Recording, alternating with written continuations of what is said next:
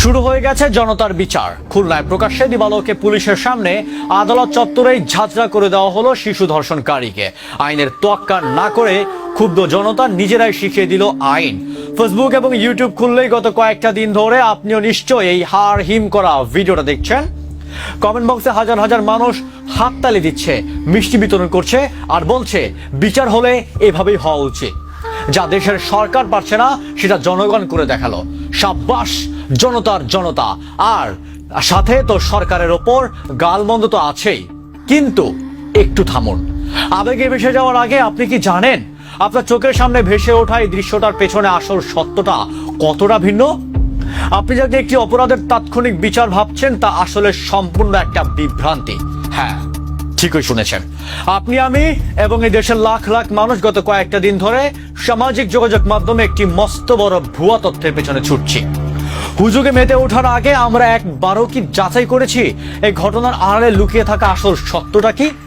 আজ আমি আপনাদের এমন এক বাস্তবতার মুখোমুখি দাঁড় করাবো যা শোনার পর সোশ্যাল মিডিয়ায় যে কোনো কিছু বিশ্বাস করার আগে আপনি হাজার বার ভাববেন।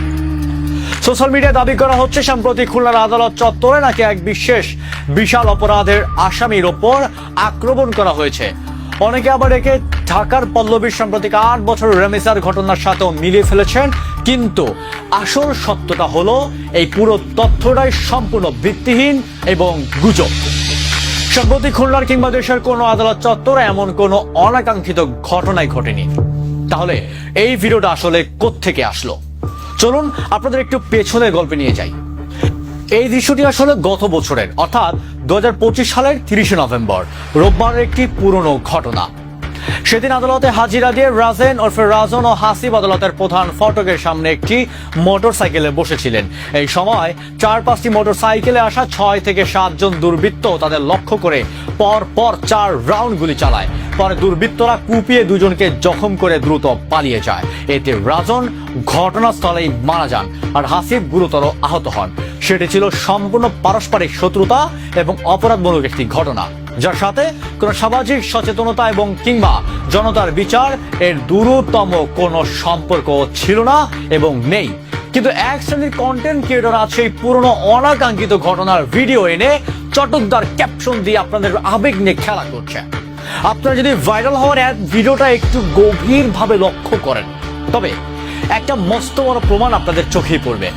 সেখানে দায়িত্বরত যে পুলিশ সদস্যদের দেখা যাচ্ছে তাদের পরনে রয়েছে পুলিশের পুরনো পোশাক। অথচ আমরা জানি গত বছরের 15 নভেম্বর থেকে বাংলাদেশ পুলিশের পোশাকে বড় পরিবর্তন এসেছে। ঢাকা মহানগর সহ দেশের সব ইউনিটের সদস্যরা এখন সম্পূর্ণ নতুন পোশাক ব্যবহার করছে। তাহলে পুরনো পোশাক পরিস্থিতির পুলিশের এই ভিডিও যে বর্তমান সময় নয় তা বুঝতে তো খুব বড় বিশেষজ্ঞ হওয়ার প্রয়োজন নেই। কিন্তু আমাদের সমস্যা হলো আমরা চটকদার কোনো শিরোনাম দেখলেই সত্য মিথ্যে যাচাই না করে শেয়ার বাটনে চাপ দিয়ে দেই। আর সেই সুযোগটি নিচ্ছে সোশ্যাল মিডিয়ার কিছু সস্তা ভিউয়ার ব্যবসায়ী। আর মাত্র কিছু রিচ আর ভিউ লোভে এরা সমাজে বিভ্রান্তি ছড়াতে পারে, মানুষের মনে অত্যন্ত আতঙ্ক তৈরি করতে পারে। যে কোনো সংবেদনশীল বিষয়কে পুঁজি করে যারা এই নোংরা ভিউ ব্যবসা ফেদে বসেছে তাদের এই দায়িত্বহীনতাকে কোনোভাবেই সমর্থন করা যায় না।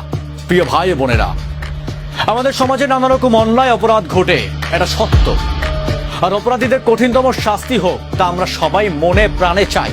কিন্তু একটা মিথ্যে তথ্য ছড়িয়ে একটা পুরনো অপরাধের ঘটনাকে ভিন্ন খাতে প্রবাহিত করে কি সমাজকে বদলানো সম্ভব? একটা মিথ্যে কখনো অন্য একটা সত্যকে প্রতিষ্ঠা করতে পারে না। আজ আপনি আবেগে ভেসে একটা ভুয়া ভিডিও শেয়ার করেছেন, কিন্তু এর ফলে সমাজে যে বিভ্রান্তি ও আতঙ্ক তৈরি হচ্ছে তার দায় কে নেবে? আমাদের এই না বুঝে বিশ্বাস করার মানসিকতাটা এবার বদলাতে হবে। একটা ভিডিও বা তথ্য দেখলেই দয়া করে আগে তার সত্যতা নিশ্চিত করুন। ইন্টারনেটের এই যুগে নির্ভরযোগ্য সংবাদ মাধ্যমে একটু খোঁজ নিলেই আসল সত্যটা জানা যায়। আসুন এই ভিউ ব্যবসায়ীদের আমরা পরিহার করি, মিথ্যাকে বুড়ো আঙ্গুল দেখিয়ে সব সময় সত্যের পাশে দাঁড়াই।